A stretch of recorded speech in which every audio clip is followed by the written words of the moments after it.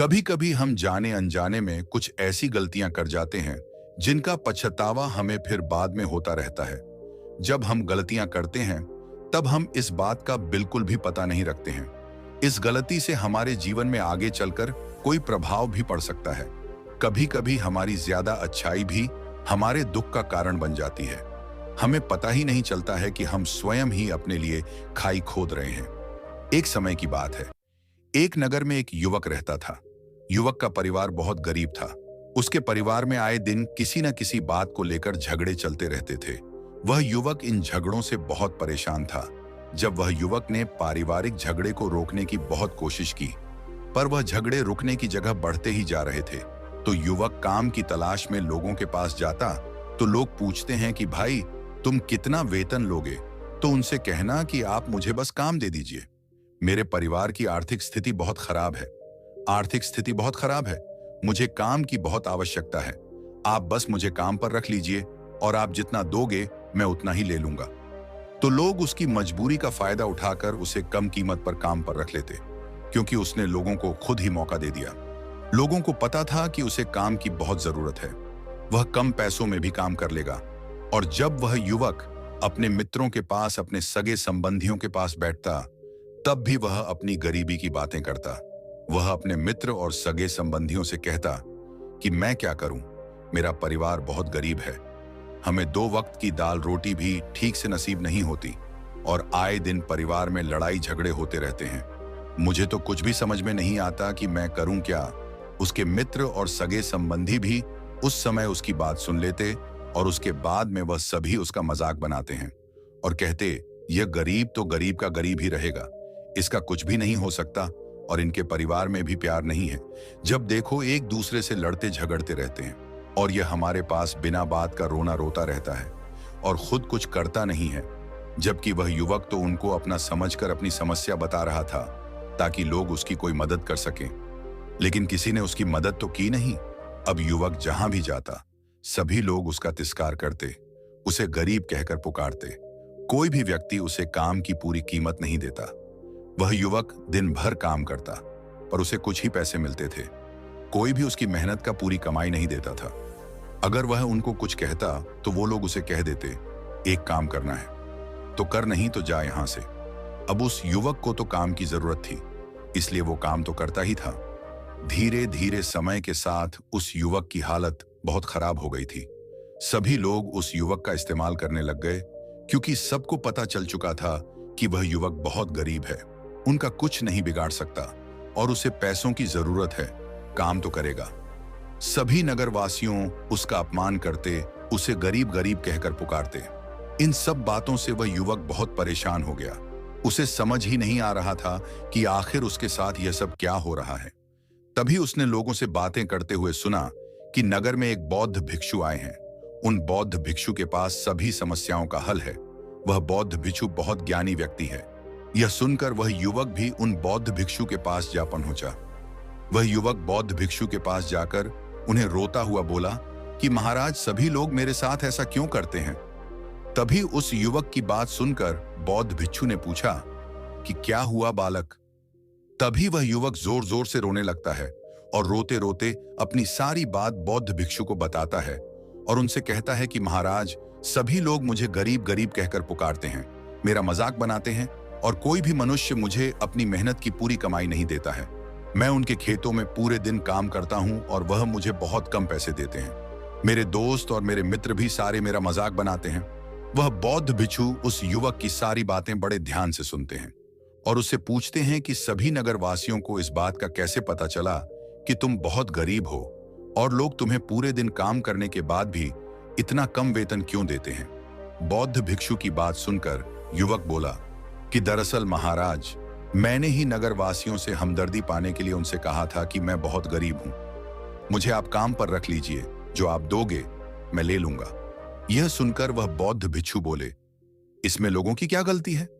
अगर नगरवासी तुम्हारा मजाक बनाते हैं, तुम्हें कम वेतन देते हैं, तो इसमें तुम्हारी गलती है। तुम्ही ने उन लोगों को बढ़ावा दिया है। तुम्हें कुछ बातें सिर्फ अपने तक ही सीमित रखनी चाहिए थी, लेकिन तुमने तो वह बातें सबको बता दी। बौद्ध भिक्षु की बात सुनकर वह युवक उनके पैरों में गिर गया और उनसे बोलने लगा कि महाराज, मैं अब क्या करूं? आप मेरी इस परेशानी को दूर करो। युवक की बात सुनकर बौद्ध भिक्षु बोले, देखो, अब जो हो गया उसे तो वापस नहीं लाया जा सकता है, लेकिन आज मैं तुम्हें ऐसी 7 बातें बताऊंगा जो तुम्हें कभी भी किसी को नहीं बतानी है, सिर्फ अपने तक ही सीमित रखनी है।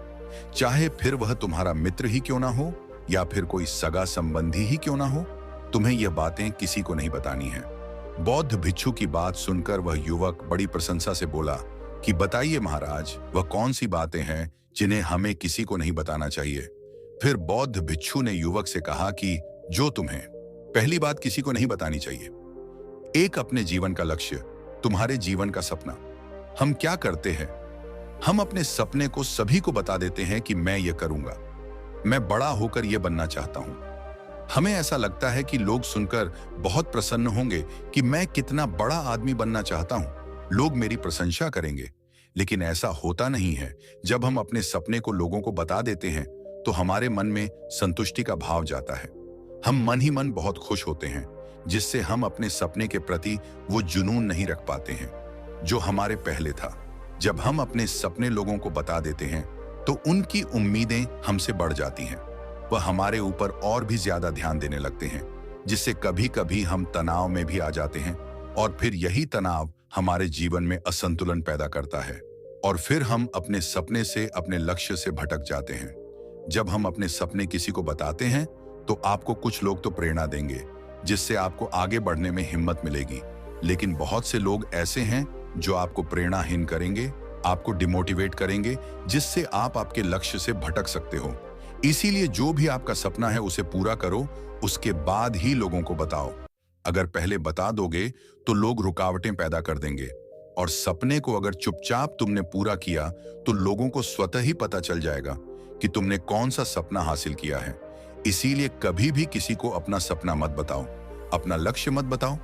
फिर बौद्ध भिक्षु ने युवक से कहा कि दूसरी बात जो तुमने किसी को नहीं बतानी है। 2, हमारी समस्याएं, हमारी परेशानियां। हम क्या करते हैं, जैसे हमें कोई समस्या होती है, कोई परेशानी आती है, तो हम तुरंत लोगों के पास उसके समाधान के लिए पहुंच जाते हैं, उन्हें अपना दुखड़ा सुनाने लगते हैं।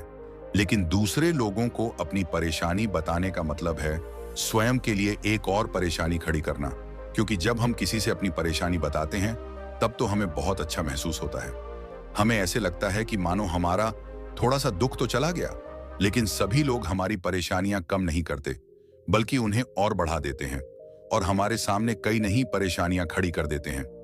हम जितने लोगों के साथ अपनी समस्याएं बताते हैं, उनमें से 70% लोग तो ऐसे होते हैं जिनको हमारी परेशानियों से कोई फर्क नहीं पड़ता, बल्कि वह तो हमारा मजाक बनाते हैं।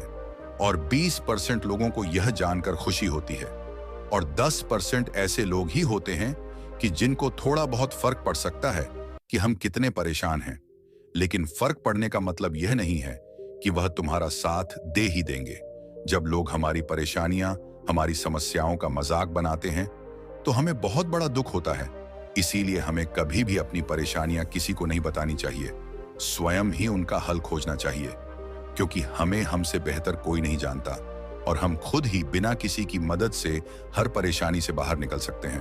फिर बौद्ध भिक्षु युवक को तीसरी बात बताते हुए कहते हैं कि 3, हमें कभी भी अपने परिवार की समस्याएं किसी को नहीं बतानी चाहिए। हम सभी के घर, परिवार में कोई ना कोई समस्या जरूर होती है। जहां सब लोग एक साथ रहते हैं तो कहां सुनी भी हो जाती है। हमारी परिवार के साथ हमारे संबंध अच्छे हो या बुरे हो, हमें किसी को भी नहीं बताना चाहिए। जब हम दूसरों को इसके बारे में बताते हैं तो लोग मजे लेकर तुम्हारी बातें सुनते हैं। उन्हें कोई फर्क नहीं पड़ता कि तुम किस परेशानी में हो, बल्कि वह लोग तो उन कमजोरियों का फायदा उठाने की कोशिश करेंगे। तुम्हें तुम्हारे परिवार की समस्याओं को आपस में ही अपने परिवार वालों से बात करके सुलझा लेनी चाहिए, तो तुम्हें दूसरे लोगों को बताने की जरूरत ही नहीं पड़ेगी। और जब हम अपने और अपने परिवार की समस्याएं लोगों को बताते हैं तो लोग हमें कमजोर समझने लगते हैं, हमारे बारे में सोचने लगते हैं कि यह तो कुछ नहीं कर पाएगा, यह अपने परिवार को नहीं संभाल सकता, इतनी छोटी छोटी बातों पर ही परेशान हो रहा है, तो यह आगे चलकर जीवन में बड़ी बड़ी समस्याओं का सामना कैसे करेगा। हम तो लोगों को अपने परिवार की समस्याएं यह सोचकर बताते हैं ताकि वह हमारी मदद कर सके। लेकिन यह दुनिया बहुत मतलबी है। इस दुनिया में कोई आपका खास नहीं है।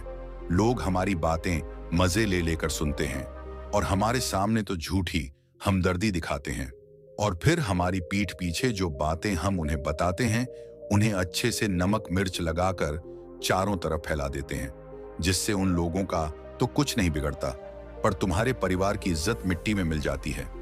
लोग तुम्हारे परिवार के बारे में तरह तरह की बातें बनाने लगते हैं।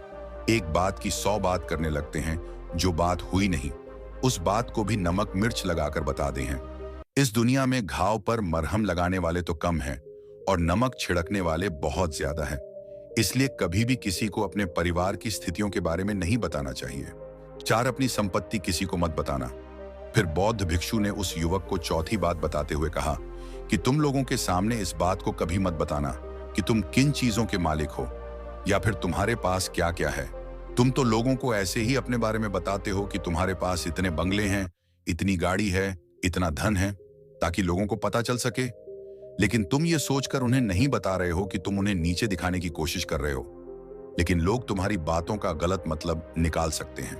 वह सोच सकते हैं कि तुम उन्हें नीचा दिखाने के लिए यह सब बातें कर रहे हो, और फिर वह तुमसे नफरत करने लगेंगे। उस समय तो वह कुछ नहीं बोलेंगे, लेकिन अंदर ही अंदर वह तुमसे नफरत करने लग जाएंगे और तुमसे दूर होने लग जाएंगे। तुम्हें गिराने की कोशिश करेंगे और हो सकता है कि तुम्हारी बातें सुनकर तुम्हारे पास इतना धन है, यह जानकर कुछ लोग तुम्हारे से झूठे रिश्ते बना ले, तुमसे अपना मतलब भी निकलवा सकते हैं। इस दुनिया में ऐसे बहुत से मतलबी लोग हैं जो लोगों से बस धन पाने की चाहत में रिश्ता जोड़ते हैं। इसीलिए तुम्हें अपना धन किसी को नहीं बताना चाहिए। समय के खेल का किसी को पता नहीं। आज अच्छा है तो जरूरी नहीं कल भी अच्छा हो।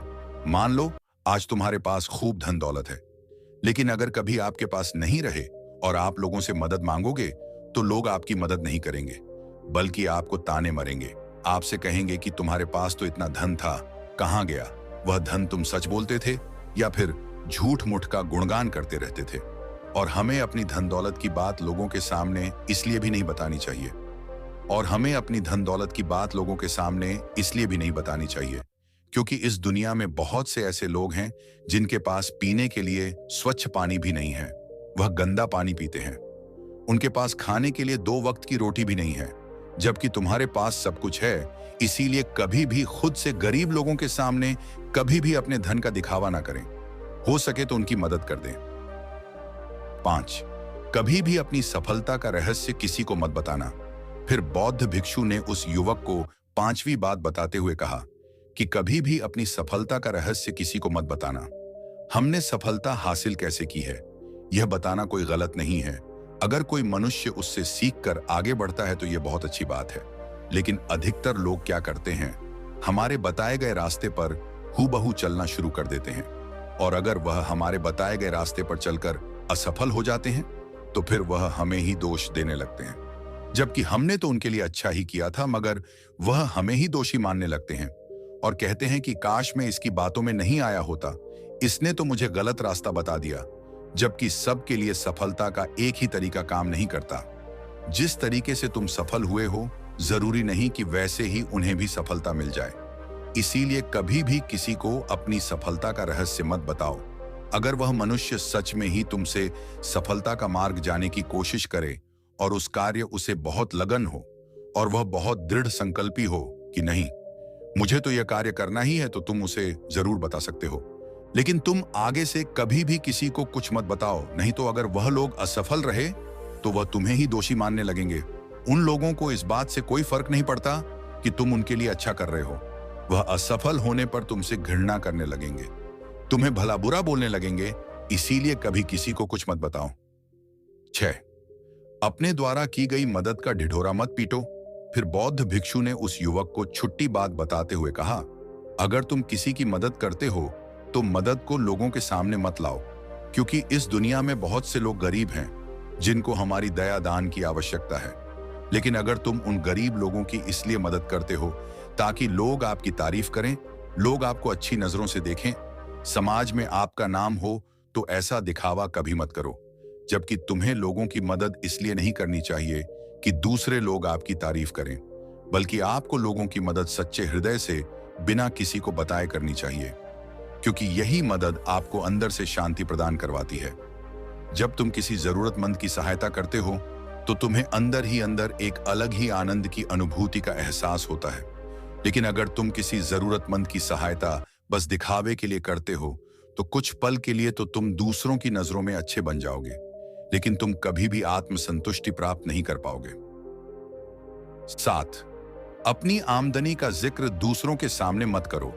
फिर बौद्ध भिक्षु उस युवक को 7वीं और अंतिम बात बताते हुए कहते हैं कि कभी भी अपनी आमदनी का जिक्र दूसरों के सामने मत करो, क्योंकि यह एक ऐसी बात है जिसे हमें हमेशा हमारे परिवार तक ही सीमित रखनी चाहिए। अपने मित्रों या फिर अपने सगे संबंधियों को कभी अपनी आमदनी मत बताओ। हमें कभी भी किसी से भी ना तो उसकी आमदनी पूछनी चाहिए और ना ही अपनी आमदनी बतानी चाहिए, क्योंकि जब हम लोगों को अपने आमदनी बताते हैं तो लोग हमारी स्थिति का आसानी से पता लगा लेते हैं, जो हमारे लिए बिल्कुल भी सही नहीं है। क्योंकि अगर हमारी आमदनी कम होती है और हम लोगों को बता देते हैं तो लोग हमें गरीब समझकर हमसे दूर होने लगते हैं, हमारा तिरस्कार करने लगते हैं, हमें नीचा दिखाने लगते हैं, हमें नीचा समझने लगते हैं, हमारी इज्जत नहीं करते। अगर हमारी आमदनी ज्यादा होती है और हम लोगों से उसके बारे में बता देते हैं तो लोग हमसे मतलब से रिश्ते रखना शुरू कर देते हैं। उन्हें हमसे नहीं, हमारे पैसों से मतलब होता है। लोग आपसे इसलिए रिश्ता नहीं जोड़ेंगे आप एक अच्छे इंसान हो, बल्कि वह तो आपसे इसलिए रिश्ता जोड़ेंगे क्योंकि आपके पास धन है। जो लोग आपको पसंद नहीं करते वह भी धन की वजह से तुमसे रिश्ता रखेंगे और तुम्हारे साथ ऐसा बर्ताव करेंगे जैसे तुम उनके लिए बहुत खास हो। इसीलिए कभी भी किसी को अपनी आमदनी मत बताओ, बस इसे अपने और अपने परिवार तक ही सीमित रखें, क्योंकि आपका परिवार ही आपकी तरक्की को देखकर खुश होता है। बाकी तो यह दुनिया आपकी तरक्की को देखकर जलने वालों में से है। युवक बौद्ध भिक्षु की सारी बातें बड़ी अच्छी तरीके से समझ गया और उसी वक्त अपने मन ही मन में यह संकल्प ले लिया कि आज के बाद कभी भी किसी को अपने रहस्य नहीं बताएगा। इसके बाद उस युवक ने बौद्ध भिक्षु को प्रणाम किया और फिर वहां से चला गया।